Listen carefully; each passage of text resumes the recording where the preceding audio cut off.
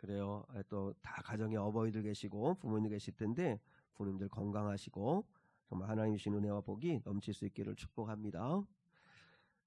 이제 우리 주시는 오늘 하나님 말씀 같이 보시죠. 오늘 주신 하나님 말씀은 마가복음 5장 15절로 20절입니다. 주보를 보시거나 아니면 성경책을 펼치셔서 마가복음 5장 15절로 20절 말씀을 함께 나누시겠습니다.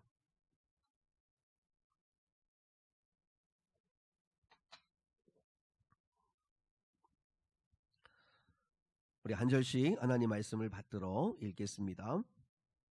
예수께 이르러 그 귀신 들렸던 자, 곧 군대 귀신 집혔던 자가 옷을 입고 정신이 온전하여 앉은 것을 보고 두려워하더라. 이에 귀신 들렸던 자가 당한 것과 대지의 일을 본 자들이 그들에게 알림해 그들이 예수께 그 지방에서 떠나시기를 간구하더라.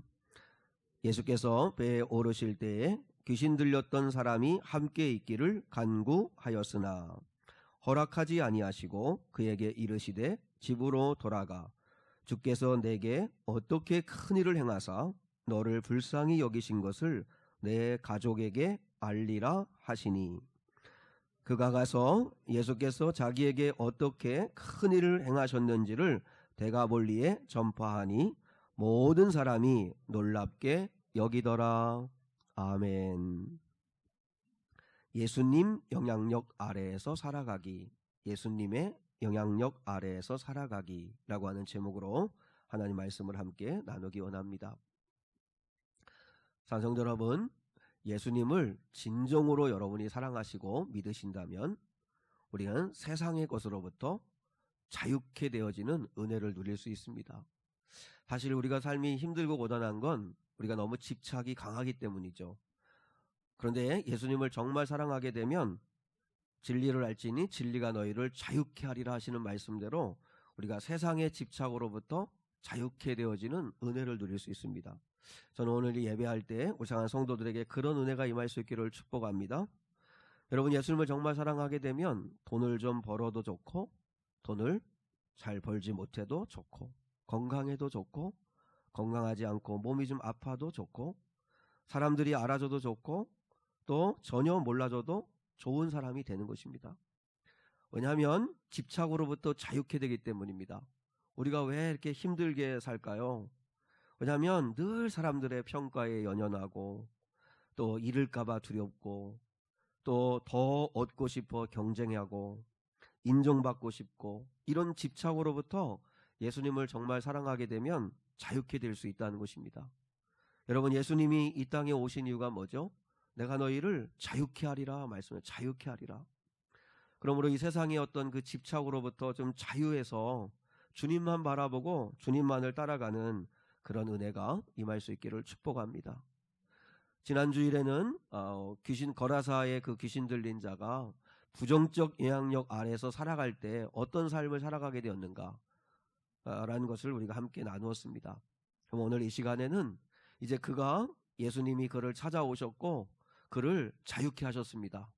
귀신으로부터 또 그를 억압하고 있는 것으로부터 그를 자유케 하시고 예수의 영향력 아래에서 살게 하셨는데 근데 그가 어떤 열매를 맺고 살아가게 되었는가 하는 것을 우리가 한번 함께 나누기 원합니다. 그래서 저희도 이제 이왕 예수 믿고 예수님을 따라가는 사람들로서 이런 삶의 열매가 맺어질 수 있기를 주님의 이름으로 축복합니다. 첫 번째는 인간의 고귀한 품위를 회복하게 되었다는 것입니다. 한번 따라해 보겠습니까? 품위를 회복하게 되었습니다. 여러분, 창세기 1장에 보면 하나님이 남자와 여자를 창조하시는데 어떻게 사람을 창조하셨는가를 말씀하세요. 자, 창세기 1장 27절입니다. 같이요. 시작. 하나님이 자기 형상 곧 하나님의 형상대로 사람을 창조하시되 남자와 여자를 창조하시고. 자, 남자와 여자를 창조하시되 어떻게 하셨다고 그랬죠? 하나님의 형상대로. 하나님의 형상대로 창조하셨다. 하나님의 형상대로라는 말을 다른 말로 말하면 하나님의 성품을 닮은 자로 창조하셨다. 그래서 인간만이 하나님의 성품을 닮았습니다. 하나님의 성품을 공유하게 되었던 거죠. 더 쉽게 말하면 이런 겁니다. 하나님과 오직 사람만이 인격적 관계를 나눌 수 있게 되었다는 뜻입니다. 여러분, 기계와 인격적 관계를 나누는 사람은 없습니다. 기계가 만약에 열심히 돌아가다 고장이 나면 그럼 여러분, 기계한테 사정하는 사람 없습니다. 너 왜 그래? 너 힘든 건 아는데 그래도 이러면 안 되잖아. 좀 힘을 내. 이렇게 기계에게 사정하지 않습니다. 여러분, 기계를 혼내는 사람 없습니다. 기계를 가르치려고 하는 사람도 없습니다. 기계가 고장나면 그냥 고치는 거지 인격적인 관계를 나누지 않죠. 우리가 개를 사랑하고 또 짐승과 교감한다고 하지만 그러나 짐승과 인격적 관계를 나누지는 않습니다. 여러분, 짐승은 영이 없기 때문에 그래서 회개하지 않습니다. 개들을 모아놓고 부흥회 할 수 없습니다. 여러분, 짐승이 은혜 받았다고 해서 회개합니까? 그리고 어제 행동에 대해서 돌이키고 깨닫습니까? 그렇지 않습니다. 어느 날 여러분의 집에서 혹시 개를 키우신다면 그 개가 갑자기 오더니 무릎을 꿇고 주인님, 출근하시고 난 다음에 하루 종일 내가 생각해 봤는데 제가 잘못했습니다. 감히 주인을 물다니요. 제가 미쳤나 봅니다. 아마 그렇게 여러분 반성하고 회개하는 개는 없죠. 왜냐하면 개와 아무리 개를 사랑하고 교감을 하기는 하겠지만 어느 면에서는 교감하겠지만 인격적 관계를 나누지는 않습니다. 단 여러분, 오직 하나님과 사람과 사람만이 인격적 관계를 나누는데 그게 하나님의 영을 받았기 때문인데, 그러면 인격적 관계를 나눈다는 게 무슨 말인지 아십니까? 대화가 된다는 뜻입니다. 대화가 되고 그리고 후회하기도 하고 설득을 하기도 하고 설득을 당하기도 하는 거, 그건 인격적인 존재이기 때문에 그렇습니다. 설득이 되고 사정을 할 수가 있고 부탁을 할 수도 있고, 그러면 사정을 들어줄 수도 있고 부탁을 들어줄 수도 있습니다. 힘들다고 말할 수도 있고 슬프다고 말할 수도 있습니다. 이해하기도 하고 이해를 받을 수도 있고 용서하기도 하고 용서를 받을 수도 있고, 내 뜻은 이렇지만 상대의 뜻, 부모의 뜻, 아니면 내 아내의 뜻, 남편의 뜻을 받아들이고 따라주기도 합니다. 그게 왜 그러냐면 인격적 존재이기 때문에 그렇습니다. 오직 하나님과 우리 사람과 사람만이 인격적 관계를 나눌 수 있다 하는 거죠. 하나님이 우리를 그렇게 만드신 거예요. 자, 오늘 예수님을 만나서 치유받은 이 사람이 어떻게 변화되었는가를 한번 봐요. 자, 오늘 본문 15절을 함께 같이 봐요. 15절 같이 시작. 예수께서 이르러 그 귀신 들렸던 자, 곧 군대 귀신 집혔던 자가 옷을 입고 정신이 온전하여 만진 것을 보고 두려워하더라. 여러분, 귀신의 영향력 아래 살아가던 이 사람에게 예수님의 영향력 아래 들어오고 난 다음에 이 사람이 어떻게 되었냐면, 제일 첫 번째는 옷을 입었다 그랬죠. 옷을 입었다. 옷을 이렇게 보니까 옷의 기능은 두 가지라고 합니다. 신분을 나타내는 것이고 하나는 몸을 보호하기 위한 기능, 그게 이제 옷의 기능이랍니다. 그러니까 역사적으로 옷은 항상 이렇게 신분을 드러내는데 사용되었잖아요. 그리고 전쟁을 나갈 때 갑옷을 입거나 이렇게 무장하는 건 내 몸을 보호하기 위해서 옷을 입는 거죠. 그 두 가지 역할을 하는데, 셰익스피어는 그런 말을 했습니다. 옷은 그 사람을 말해준다 그랬습니다. 옷은 그 사람을 말해준다. 뭐 좋은 옷을 입고 아니면 비싼 옷을 입는다는 뜻이 아니라 옷은 그 사람이 어떤 사람인가를 말해준다. 그런데 이게 성경적인 근거가 있는 것 같아요. 성경에서 말하는 옷의 의미가 참 다양하게 많이 기록되어져 있는데, 누가복음 15장 22절에 보면 이렇게 되어 있습니다. 같이 한 말씀 봐요. 시작. 아버지는 종들에게 이르되 제일 좋은 옷을 내어다가 입히고 손에 가락지를 끼우고 발에 신을 신기라. 자, 돼지 농장에서 종로로 타던 이 아들이 아버지께로 돌아옵니다. 근데 아버지가 돌아온 이 아들에게 제일 먼저 한 일이 뭔지 아십니까? 몸을 깨끗이 씻겼겠죠. 이제 더러운 옷을, 그 예전에 입었던 옷을 다 벗겼겠죠. 그러고 난 다음에 종에게 뭐라 하냐면 제일 좋은 옷을 가져다가 내어다가 입히고 손에 가락지를 끼우고 발에 신발을 신기라. 이게 뭐죠? 아들의 신분을 회복시켜주는 거죠. 그러니까 옷을 입었다는 말이 뭐냐면 성경에서는 옷을 입었다는 이야기는 하나님의 자녀의 신분을 얻었다라고 하는 구원의 의미를 담고 있는 거죠. 또 로마서 13장 14절에서는 이렇게 말씀하세요. 같이요. 시작. 오직 주 예수 그리스도로 옷 입고 정욕을 위하여 육신의 일을 도모하지 말라. 자, 너희는 예수 그리스도로의 옷을 입어야 된다. 예수 그리스도의 옷을 입어야 된다. 그러니까 그리스도인들에게는 예수 그리스도의 옷을 입기 때문에 사람들이 딱 보면 아, 저 사람은 그리스도인이구나. 주님을 사랑하는 사람이구나. 하나님을 경외하는 사람이구나. 알 수 있어야 한다는 거죠. 이거는 이제 행실의 옷이죠. 예수 그리스도의 옷을 입고 정욕을 위하여 육신의 일을 도모하지 말라. 더 구체적으로 골로새서 3장 12절에서는 성도들이 입어야 할 5가지 행실의 옷을 이야기했어요. 같이 한번 보겠습니다. 시작. 그러므로 너희는 하나님이 택하사 거룩하고 사랑받는 자처럼 긍휼과 자비와 겸손과 온유와 오래 참음을 옷 입고 그랬죠. 이게 성도들의 행실의 옷이죠. 행실의 옷. 긍휼의 옷을 입어라.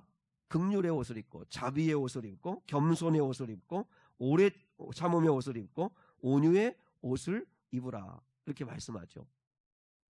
사랑하는 여러분, 그리스도인이란 이 세상에서 어떤 옷을 입고 사느냐가 중요한 게 아닙니다. 형편에 따라서, 내 경제적 상황에 따라서 비싼 옷을 입을 수도 있으시고 아니면 싼 옷을 입을 수도 있지만, 그러나 우리 그리스도인들은 어린 양 혼인잔치에 참여할 수 있도록 그리스도의 신부된 구원의 옷, 의의 옷을 입고 살아가는 거룩한 성도를 될 수 있기를 주님의 이름으로 축복합니다. 그리고 예수님의 요양역 아래에 있을 때 이 사람에게 변화된 게 뭐죠? 정신이 온전하여졌다 그랬죠. 정신이 맑아졌다는 뜻입니다. 저는 신경성 두통을 많이 앓습니다. 그래서 주일날 오후부터 월요일 날에는 두통에 시달립니다. 그래서 항상 두통약을 상시 복용합니다. 머리가 아프면요 정신이 없습니다. 머리가 아프면요 하나도 기쁜 게 없습니다. 맛있는 걸 먹어도 기쁘지 않고요, 어딜 좋은 데 놀러 가도 기쁘지 않고 정말 정신이 혼미합니다. 머리가 아프면 너무너무 힘들어요.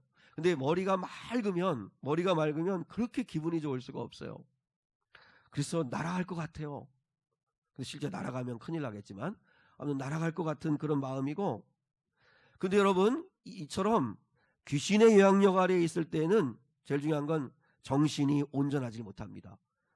우리도 마찬가지입니다. 이게 그러니까 정신 이상이 있다는 뜻이 아니라 우리가 부정적 영향력 아래에 있을 때에는 우리의 정신이 온전하지 못하고 혼미합니다. 걱정, 근심이 얼마나 많은지 몰라요. 그리고 수만 가지의 생각으로 정신이 혼미해요. 이 생각했다 저 생각했다 막 복잡합니다. 그리고 마음의 두려움, 절망, 염려가 얼마나 많은지 모릅니다. 정신이 혼미한 거예요. 근데 예수 안에 있으면 정신이 맑아지고 차분해지고 그리고 질서정연해지는 거죠. 왜요? 주님만 바라보니까.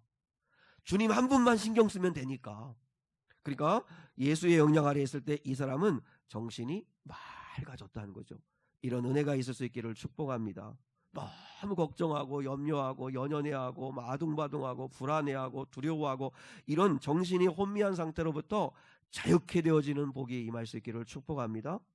예수님의 영향력 아래 있는 이 사람이 어떻게 됐죠? 예수님 발치 아래 앉았다 그랬습니다. 오늘 본문에서는 그냥 앉았다고만 되어 있는데 누가복음 8장에서는 예수의 발치 아래 앉아 있다 이렇게 얘기했습니다. 다시 말하면 예배자가 되었다는 뜻이죠. 더 다른 말로 말하면 예수님의 권위 아래 통제되는 사람이 되었다는 뜻입니다. 지난주에 말씀 나눴잖아요. 이 사람이 귀신의 영향력 아래 있을 때 나타난 특징이 뭐죠? 통제불능이었잖아요.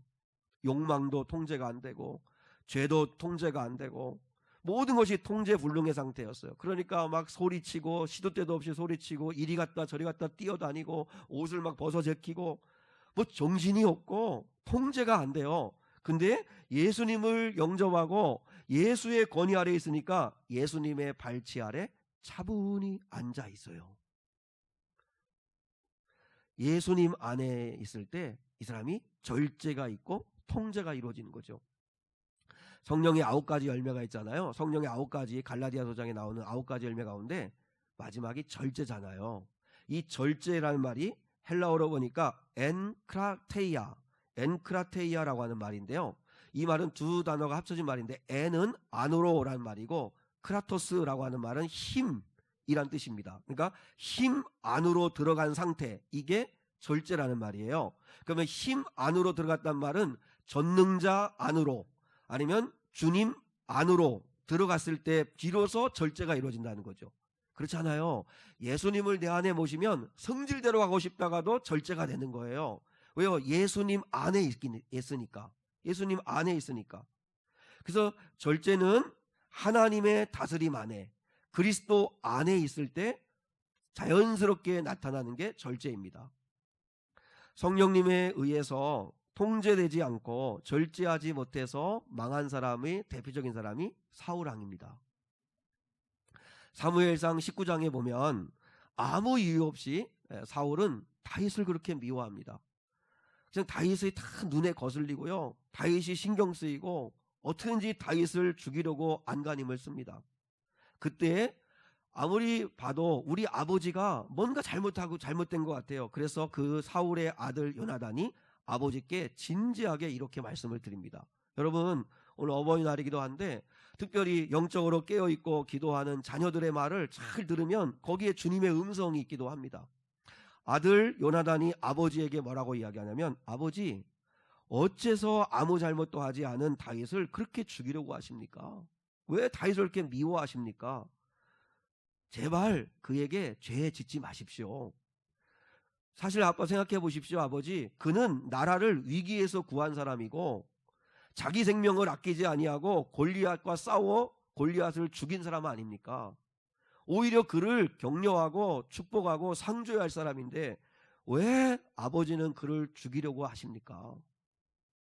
근데 그 말을 가만히 들으니까 아들이 말이 맞아요. 그래서 이 사울이, 그래, 내가 잘못 생각했다, 내가 다윗을 더 이상 미워하지 않겠다, 죽이려고 하지 않겠다, 그렇게 다짐을 합니다. 근데 그 마음이 얼마 가지를 못합니다.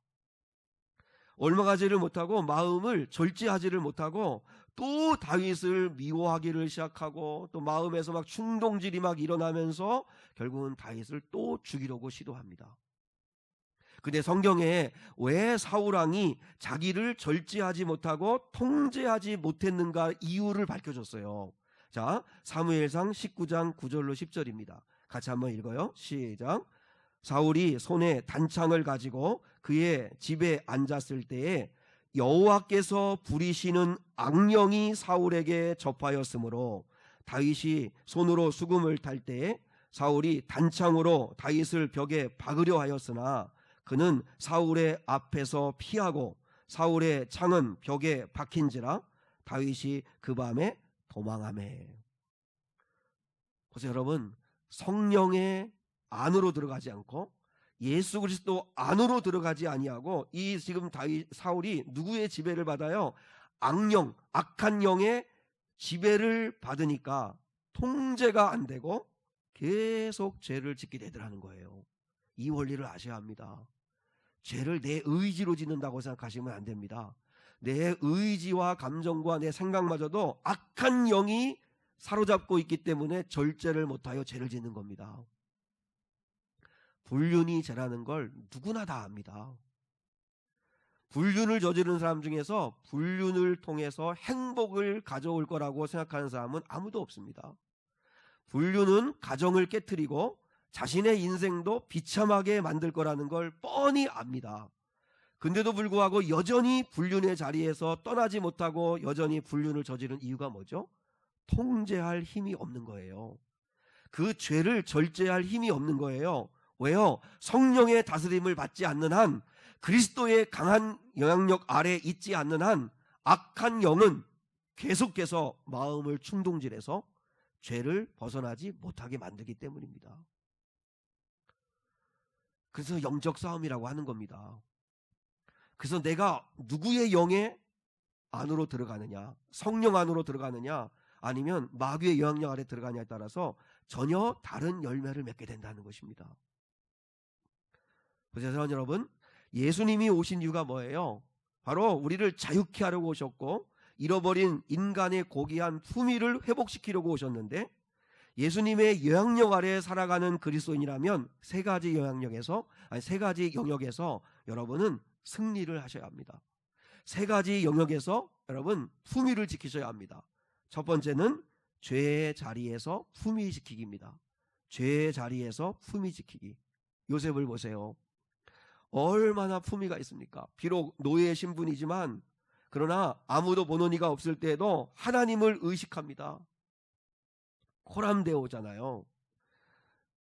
저는 우리 자녀들에게 이런 은혜가 임했으면 좋겠어요. 대학 생활을 하든지 뭐 자취를 하든지 아니면 뭐 누구를 만나든지 어디에 있든지 우리 아이들이 하나님을 의식하는 아이들이 되었으면 좋겠어요. 여러분, 요셉은 보디발의 아내의 그 강력한 유혹 앞에서도 나는 하나님의 사람이다, 그리고 하나님이 지켜보고 계시다라고 하는 것을 잊지 않았습니다. 그래서 품위를 지킵니다. 억울하게 누명을 쓰고 감옥에 갑니다. 그래도 인생이 무너지지 않고 품위를 지킵니다. 이유는 뭐냐면 하나님의 역사를 믿기 때문에, 하나님의 때를 기다립니다. 늘 하나님 의식하며 삽니다. 하나님이 의식되니까 마음을 지킬 수 있었던 거죠. 믿음이 뭘까? 오늘 본문의 말씀으로 적용을 하면 하나님이 신경 쓰여서 제동이 되는 거, 그게 믿음 생활입니다. 하나님이 신경이 쓰이는 거예요. 하나님이 보시는 것 같아요. 하나님이 함께하는 것 같아요. 이러다가는 하나님께 맞을 것 같아요. 하나님이 의식돼서 죄에 대하여 제동이 걸린다면 여러분은 성령의 사람입니다. 그리고 두 번째, 세상 앞에서 쫄지 말고 당당하게 품위를 지키며 살자는 것입니다. 세상의 영역에서 우리가 찌질하게 살지 말고 당당하게 품위 지키며 살자. 다윗을 보세요. 골리앗이라고 하는 큰 적 앞에서 얼마나 당당합니까? 하나님의 사람으로 골리앗 앞에 쫄지 않습니다. 만군의 여호와의 이름을 선포합니다. 나는 하나님을 경외하는 사람이라고 밝힙니다.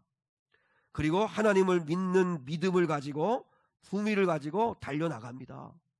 여러분, 우리가 예수님을 믿고 우리가 그리스도 안에 거하는 사람이라면 우리가 세상에서 찌질하게 살면 안 되지 않습니까? 목사도 마찬가지고 우리 성도들 마찬가지고, 내가 정말 예수의 영향력 아래에 있다면 그러면 우리가 정말 이렇게 쫄고 막 찌질하게 두려워하고 그렇게 살아서는 안 되지 않습니까? 세상에서 당당하게 사는, 품위를 지키는 그런 은혜가 있었으면 좋겠고, 세 번째는 고난 앞에서 무너지지 않는 품위 지키는 것입니다. 고난 앞에서 무너지지 않고 품위 지키기입니다. 살다 보면 얼마나 고난이 많습니까? 사도 바울을 보세요. 풍랑 만나죠. 또 그 다음에 또 빌립보 감옥 안에 매를 맞고 갇히지요. 예수 전하고 복음 전했더니 상은 오기는커녕 보상이 오기는커녕 두드려 맞지요. 너무 힘들죠. 모든 사람이 살소망을 잃어버리고 그 풍랑 앞에서 두려워할 때 바울이 얼마나 당당합니까? 사도행전 27장 23절로 25절입니다. 같이 한번 읽어요. 시작. 내가 속한 바 곧 내가 섬기는 하나님의 사자가 어젯밤에 내 곁에 서서 말하되, 바울아 두려워하지 말라. 내가 가이사 앞에 서야 하겠고 또 하나님께서 너와 함께 항해하는 자를 다 내게 주셨다 하였으니, 그러므로 여러분이여 안심하라. 나는 내게 말씀하신 그대로 되리라고. 누구를 믿노라? 하나님을 믿노라. 당당하죠. 고난 앞에 두렵지 않은 사람이 어디 있겠습니까? 풍랑을 만났는데 두렵지 않은 사람이 어디 있겠습니까? 믿는 사람이든 믿는 우리든 다 풍랑을 만날 때가 있을 거고 고난이 있을 수 있는데, 근데 고난 앞에서 두렵지만 첫 번째 우리가 하나님께 기도하자는 거죠. 바울은 밤새도록 기도했습니다. 그리고 하나님의 약속을 받아냅니다. 하나님 뭐라 말씀하셨어요? 바울이 밝히잖아요. 어젯밤에 하나님이 말씀해 주셨다고. 어젯밤에 그럼 바울이 뭐 했을까요? 남들은 막 두려워서 막 두려워하고 염려하고 막 불안해하고 잠 못 이룰 때 바울은 뭐 한 거예요? 기도한 거 아니에요? 기도하고 그리고 하나님 약속을 받아요. 그리고 난 다음에 그 약속을 이루실 하나님을 믿고 선포하잖아요. 나는 하나님을 믿는다.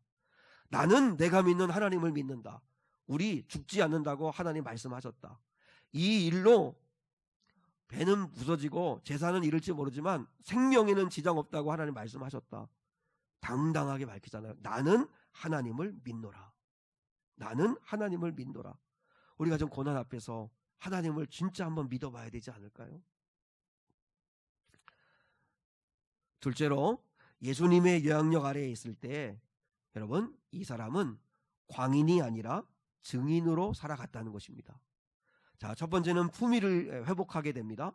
그리고 두 번째는 예수님의 영향력 아래 살아가는 이 사람은 광인이 아니라 이제는 증인으로 살아간다는 거죠. 이 사람이요, 주님을 따르기를 원했습니다. 근데 주님이 거절하시면서 사명을 주셨습니다. 자, 19절입니다. 본문 19절 같이요. 시작. 허락하지 아니하시고 그에게 이르시되 집으로 돌아가 주께서 내게 어떻게 큰 일을 행하사 너를 불쌍히 여기신 것을 내 가족에게 알리라 하시니. 여러분 보세요. 예수님께서 나에게 어떤 일을 행하셨는지 제일 먼저 누구한테 가서 알리라고요? 네 가족에게 알려라. 주님이 오늘 예배드리고 제일 먼저 여러분을 어디로 보내시는 거예요? 가정으로 보내시는 거예요. 여러분이 오늘 예배드리고 난 다음에 여러분이 정말 주님의 영향력 아래에 있고 예수의 영향력 아래 살아가시는 분들이라면 가정에서 꽃을 피우셔야 합니다. 주님은 제일 먼저 가정으로 가라. 네 가족에게 가서 이야기해라. 그렇게 말씀을 하세요. 그리스도인이 반드시 회복해야 될 세 가지 방이 있습니다. 세 가지 방이 있는데 여러분은 참고로 한번 기억하시면 좋겠습니다. 우리 그리스도인이라면 반드시 가져야 할 세 가지 방이 있는데 첫째는 골방입니다. 골방은 하나님과 독대하는 공간입니다. 자, 마태복음 6장 6절에 이렇게 말씀하시죠. 같이요. 시작. 너는 기도할 때에 내 골방에 들어가 문을 닫고 은밀한 중에 계신 내 아버지께 기도하라. 은밀한 중에 보시는 내 아버지께서 갚으시리라. 여러분, 성도들에게 하나님 말씀하시죠. 우리 주님 말씀하죠. 골방으로 들어가라. 우리 성도들은 신앙생활 하시면서 절대로 고립이 되시면 안 됩니다. 고립이 뭐냐면 외로운 섬처럼 홀로 신앙생활 하시면 안 됩니다. 우리 성도들 가운데 그런 분들 계십니다. 내가 하나님을 믿으니까 예배는 드리고 헌금 생활은 하지만 다른 성도들과 교제는 안 하겠다. 관계 맺기지는 않겠다. 그건 절대로 옳은 신앙의 태도가 아닙니다. 교회의 사명 가운데 하나는 교제라는 게 있습니다. 교제. 성도들 간에 서로 돌아보아 사랑과 선행을 격려하는 교제가 필요한데, 그렇지만 반드시 그래서 고립되어서 신앙생활 하시면 안 됩니다. 외롭게 신앙생활 하시면 안 되는데, 그렇지만 하나님과 깊은 사귐을 위하여 스스로 고독한 시간은 가지셔야 합니다. 말의 차이를 아시겠죠? 고립되면 안 되지만 고독한 시간은 가지셔야 됩니다. 그게 골방입니다. 오늘날 많은 사람들은요, 검색을 얼마나 많이 하는지 몰라요. 근데 사색은 안 한다고 그러잖아요. 검색은 많이 하는데 사색은 안 하고, 그래서 여기다 저는 더 한번 붙이고 싶어요. 검색보다도 사색을 많이 하시되 사색보다 여러분 걱정하고 생각하고 염려하고 하지 말고 기도를 많이 하십시오. 기도를. 한번 더 하겠습니다. 검색보다 사색을, 사색보다 기도를 많이 할 수 있기를 원합니다. 여러분, 성도들은요, 골방이 있어야 합니다. 제가 우리 교회 그 봉고차가 좀 오래돼가지고 이 클락슨이 안 될 때가 있었습니다. 이게 안 되니까요, 너무너무 답답하더라고요. 그러니까 마치 말을 못하는 사람 같은 그런 느낌이에요. 그래서 이렇게 표시를 하려고 해도 뭐 소리가 안 나니까 어떻게 할 수가 없는 거예요. 그러니까 조심조심 가야 되고 정말 불편하기로 말할 수가 없어요. 근데 그런 생각이 언뜻 들어요. 성도라고 하면 하나님께 부르짖어야 되는데 하나님 앞에 우리가 말 못하는 크락션이 고장난 자동차처럼 소리가 안 나면 이게 참 곤란한 거죠. 물론 그 안전에 치명적인 영향을 미치는 건 아니에요. 그럼에도 불구하고 반드시 소리가 나야 내 위치를 알려주기도 하고 누군가에게 위험을 노출한 것을 또 밝혀주기도 하는데, 그런 것처럼 성도라면 반드시 소리가 나야 합니다. 그건 바로 기도 소리입니다. 기도 소리. 성도들은 부르짖어야 되고 기도해야 되고 소리가 나야 합니다. 그래서 골방이 있으셔야 합니다. 주님을 절대로 놓치지 않는 은혜가 있을 수 있기를 바랍니다. 여러분이 주님을 꽉 골방에서 붙들면 여러분 인생을 삽니다. 두 번째, 우리 성도들은 신방이 있어야 합니다. 신방이란 말이 무슨 말이냐면 찾을 심자, 찾을 방자. 목회자가 성도들의 가정을 방문하는 것만 신방이 아니고 성도가 성도를 돌아보고 형편을 살펴보고 말씀으로 격려하고 위로하는 거, 그게 신방입니다. 신방은 뭐예요? 성도들 간의 교제를 말하는 거예요. 반드시 성도들과 친밀하셔야 합니다. 세상의 친구들, 학교 동창들과 친밀한 거 좋아요. 근데 성도들과 친밀하지 않은 건 신앙생활을 오래 가는데 여러분 오래 갈 수 없게 만드는 원인 중에 하나입니다. 교회를 다녀도 교인들과 관계 맺기를 싫어하는 분들이 계신데 그러지 마시고 함께 자꾸 만나셔서 신방하셔야 합니다. 서로 돌아보고 살펴보고 관심 갖고 해야 합니다. 그리고 세 번째는 무엇보다도 안방입니다. 안방. 이거 안방이라고 이렇게 말을 정했는데 안방이라고 하는 말은 뭐냐면 성도들은 가정에서 행복을 누리셔야 된다는 거죠. 시편 128편으로 제가 기억하는데 거기서 네 안방에 있는 내 아내와 네 자녀들을 기뻐해라. 여호와를 경외하는 가정은 여호와로부터 복을 받게 될 것이다 하는 말씀이 나옵니다. 여러분, 저를 향한 성도들의 안방이 행복할 수 있기를 주님의 이름으로 축복합니다. 가정이 행복해지는 거죠. 보세요. 귀신의 영향력 아래 있었던 이 사람은 이 세 관계를 다 잃어버렸습니다. 하나님과의 관계, 골방 없죠. 사람과의 관계, 성도들과의 영적 교제, 신방 없죠. 그리고 가족으로부터도 다 외면당해서 버림받고 집에서 뛰쳐나온 안방을 잃어버린 사람이죠. 근데 예수님의 영향력 아래에 있을 때 주님이 그를 안방으로 보내시는 거죠. 가정으로 돌려보내세요. 가정에 가서 내가 너에게 어떤 일을 행하였는지 네 가족들에게 알려라. 이 세 방은 관계 회복입니다. 골방, 하나님과의 관계가 회복되는 거고, 신방, 성도들과의 관계 회복되는 거고, 안방, 가정의 가족들과 관계 회복되는 겁니다. 한번 돌아보세요. 깨진 관계가 여전히 있는지, 하나님과의 관계, 성도들과의 관계, 가족들과의 관계 속에서 깨진 관계가 있으시다면 주님께 기도하세요. 회복할 수 있는 은혜를 달라고, 회복할 수 있는 은혜를 달라고, 그리고 용서할 수 있는 마음을 달라고, 순종할 수 있는 마음을 달라고 기도하셔서 이 관계가 회복될 수 있기를 주님의 이름으로 축복합니다. 사실 고민을 많이 했지만 주일 저녁 예배를 그대로 드리는 이유 가운데 하나는 뭐냐면 성도들 간의 교제가 있기를 원하기 때문입니다. 왜요? 교회는 가정과 같고 또 가정은 교회 같아야 되니까. 그래서 우리 교회가 가정같이 좀 서로 함께 만나서 주일 오후에 차도 좀 마시고 아니면 주일 저녁 때 같이 저녁도 좀 먹고 주일 저녁 예배도 좀 같이 함께 드리면서 하루를 마감하고 좀 좋지 않습니까? 대신에 친한 사람들끼리만 끼리끼리로 모이시면 안 됩니다. 여러분 이렇게 신방을 하여 모일 때는 반드시 사람들을 믿음이 약한 사람, 교회 잘 못 오시는 분들 자꾸 좀 여전도회 같은 여전도회 분들이 좀 돌아보고 같이 좀 만나 차도 마시자, 같이 좀 또 이렇게 모임을 하자 하고 자꾸 권면하셔서 함께 이렇게 모일 수 있는 그런 은혜가 있었으면 좋겠다 하는 생각이 듭니다. 그리고 이 사람이 가정에 먼저 보내시고 그래서 가정에서 증인이 되라고 말씀하셨습니다. 저를 향한 성도들이 가정에서 그리스도의 증인 될 수 있기를 원하고 더 나아가 가정을 넘어 이 사람은 데가볼리의 증인이 됩니다. 자, 20절 한번 같이 보겠습니다. 20절 같이 시작. 그가 가서 예수께서 자기에게 어떻게 큰일 행하셨는지를 데가볼리에 전파하니 모든 사람이 놀랍게 여기더라. 데가볼리는 데카라고 한 말은 10, 열이란 뜻이고 볼리란 말은 폴리스라고 하는 말입니다. 그러니까 데가볼리는 10개의 이방 도시를 말하는 겁니다. 그러니까 거라사도 그 중에 하나의 도시거든요. 거라사를 포함하여 그 이방의 10개의 도시에 예수님께서 나에게 어떤 일을 행하셨는가를 전하는 증인이 되었다는 거죠. 전도가 뭔지 아세요? 전도는 오늘 20절에 나와 있잖아요. 예수께서 나에게 어떤 일을 행하셨는지를 말하는 거. 그게 전도입니다. 예수님이 나에게 어떤 일을 행하셨는가를 전하는 게 전도입니다. 그러니까 전도는 성공했다, 내가 또 하나님 앞에 복 받았다는 것만, 성공한 것만 얘기하는 게 아니고 내가 어렵고 힘들었지만 내가 주님 때문에 견뎠다고, 이겨냈다고, 뭐든지 예수님이 나에게 어떤 일을 행하셨는지를 얘기하는 거, 그게 전도를 하는 거죠. 근데 제일 중요한 건 뭐냐면 예수님입니다. 예수님이 어떤 일을 행하여 주셨는가가 제일 중요합니다. 예수님이 누구이신가?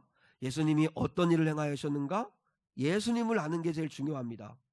성경에 오늘 본문도 마찬가지인데 복음서에서 그 기록되어 있는 그 마태, 마가, 누가, 요한에 기록되어 있는 그 기적 사건은 다 무슨 목적이 있는 거냐면 예수가 우리의 구원자다. 예수가 하나님의 아들이시다.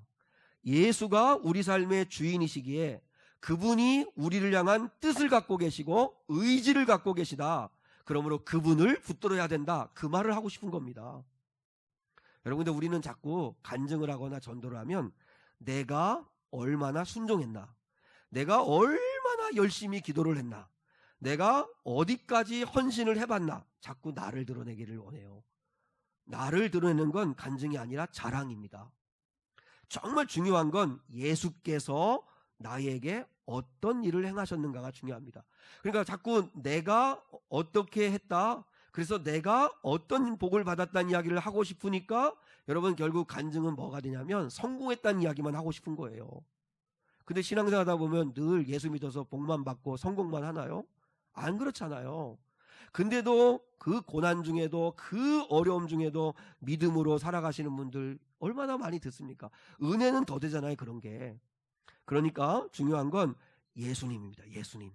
예수가 나에게 어떤 일을 행하셨는가를 겸손히 이야기하는 거, 그게 복음을 전하는 건데, 어떤 분들은 예수 믿어서 받은 복이 뭐야, 예수 믿어도 뭐 좋은 거 없네, 이렇게 말하시는 분들이 있습니다. 충분히 제가 이해합니다. 이렇게 말씀하시는 분들은 예수 믿어서 내가 원하는 것을 얻지 못했다는 뜻입니다. 예수 믿어가지고 재정 문제 좀 해결되고, 예수 믿어가지고 건강해지고, 예수 믿어가지고 가정 문제 풀리고, 예수 믿어서 자녀 문제 풀려지고, 관계 문제 풀어지고, 그러면 너무 신바람 나고 좋을 것 같은데, 근데 그게 아니라는 거죠. 제가 아무리 아니라고 이야기해도 여러분이 계속 속고 있는 게 뭐냐면 예수 믿으면 세상적으로 보상받을 수 있을 거라고 믿는 겁니다. 근데 그건 아닙니다. 왜냐하면 히브리서 11장이 믿음으로 산 사람들의 이야기인데 전반부에 보면 믿음으로 산 사람들 세 사람 나옵니다. 아벨, 에녹, 노아가 나옵니다. 아벨, 에녹, 노아, 이 세 사람들의 믿음으로 샀다는 이야기를 하는데, 여러분 이 세 사람들의 공통점이 뭔지 알아요? 예수 믿어가지고, 하나님 믿어가지고 세상에 복을 받거나 세상적으로 보상을 받지 못한 사람들입니다. 아벨 보세요. 아벨은 믿음으로 제사 드렸는데 형 가인에게 맞아 죽습니다. 믿음으로 살았는데 맞아 죽어요. 또 그 다음에 에녹은 무두셀라라는 아들을 65세에 낳고 난 다음에, 무두셀라가 뭡니까? 이 아들이 죽는 날 이 땅에 심판이 오리라. 그 말이잖아요. 심판이 있으리라. 이게 무두셀라라는 이름의 뜻인데, 에녹이 무두셀라를 낳고 난 다음부터 300년간 하나님과 동행하였다 그러는데, 하나님과 동행하는 게 낭만적이기는 하지만 엄청 힘든 거거든요. 여러분 300년 동안 하나님을 계속 의식하면서 산다는 게 이게 얼마나 피곤한 건 줄 아세요? 우리끼리 얘기하는 거지만 진짜 힘든 거예요. 예수님을 늘 의식하며 좁은 길을 간다는 게 이게 쉬운 일입니까?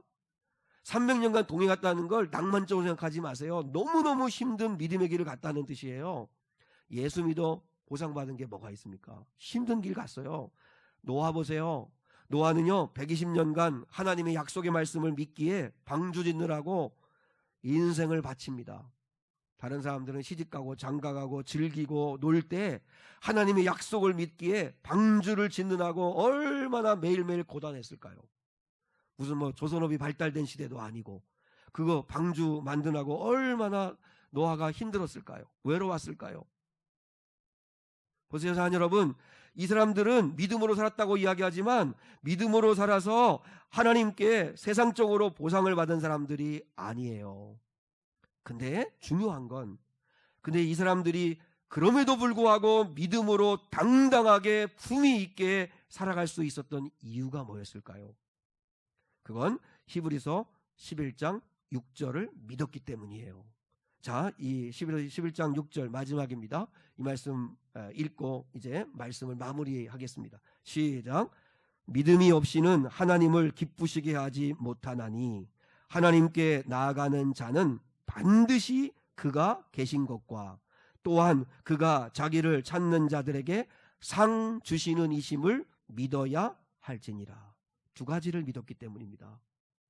두 가지를 믿었기 때문에 이들은 세상적인 보상이 없어도 낙심하지 않았습니다. 남들과 비교하지 않았습니다. 나만 왜 이렇게 살아야 돼? 왜 이렇게 믿는다고 신앙생활 하느라고 힘들게 살아야 돼? 그렇게 원망하지 않았습니다. 이유가 뭐예요? 첫 번째, 하나님이 계시다는 걸 믿었습니다. 믿으십니까? 아까 바울이 그랬잖아요. 나는 하나님을 믿노라. 진짜 하나님을 믿는다면, 하나님이 계시다는 걸 진짜 믿는다면, 그러면 세상에 보상이 없어도 그 자체가 이미 복받은 겁니다. 예수님이 계시다는 거, 예수님이 구원자라는 사실을 여러분이 알고 계시다면 그것 자체가 이미 놀라운 복을 받은 거예요. 두 번째, 그 하나님은 상 주시는 분이시라는 걸 믿었다는 것입니다.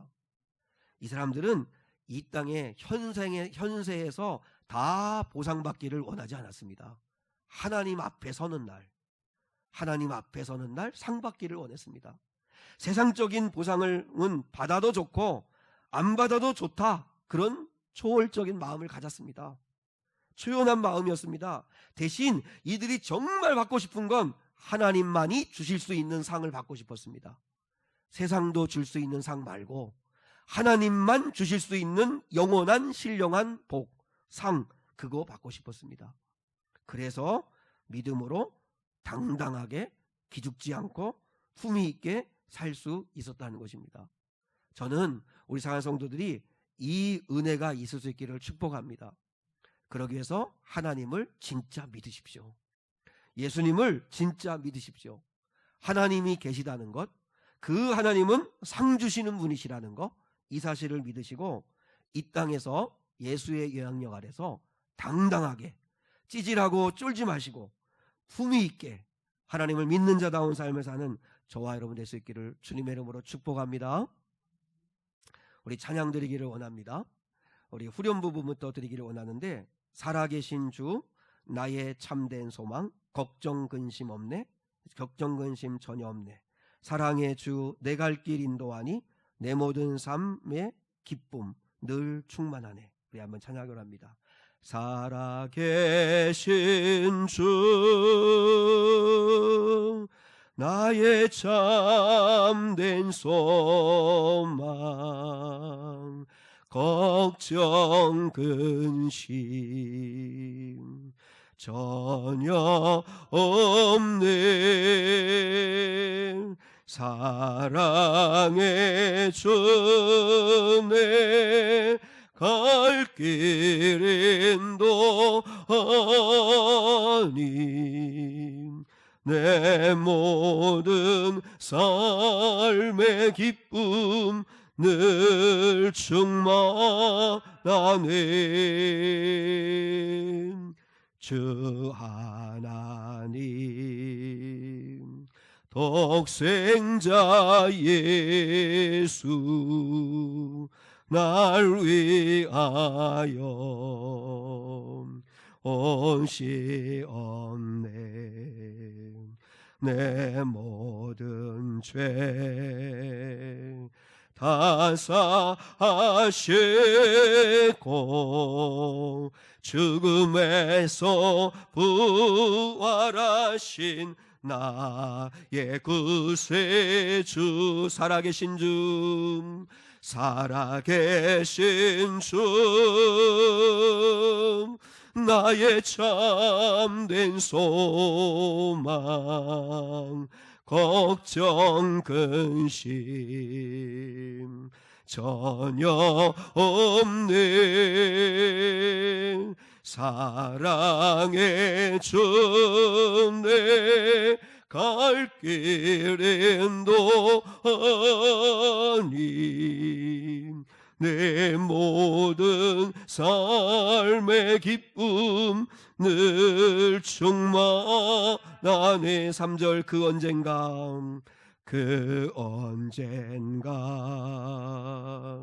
주 뵐 때까지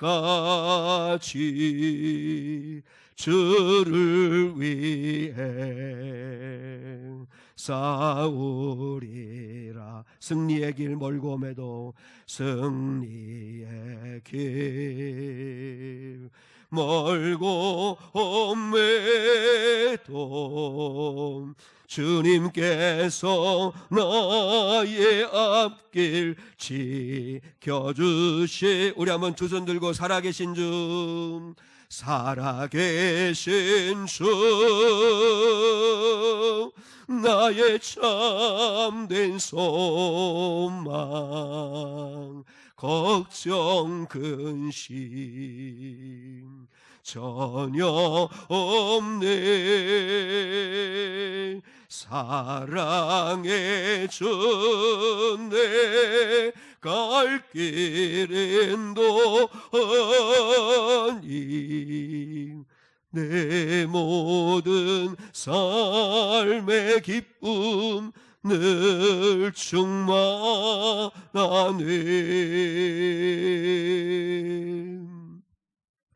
하나님 아버지 감사합니다.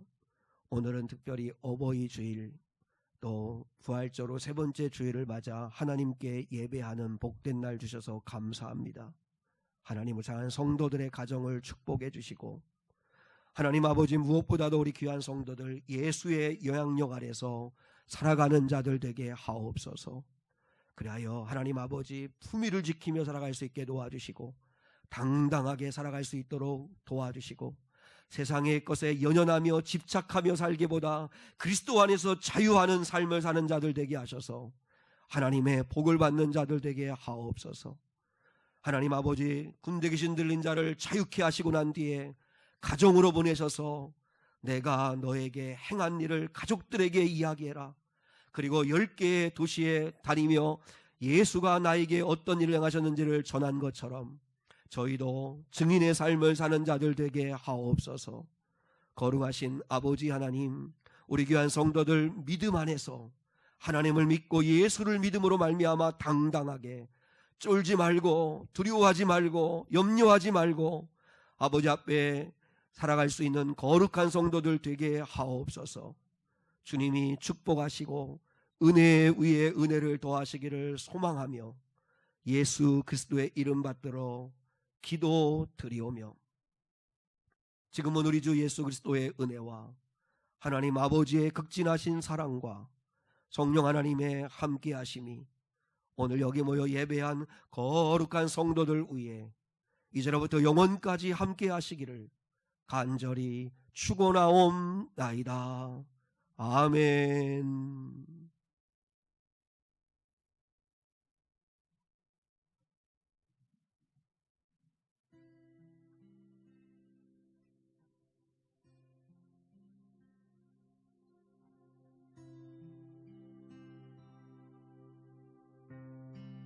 내가 너희를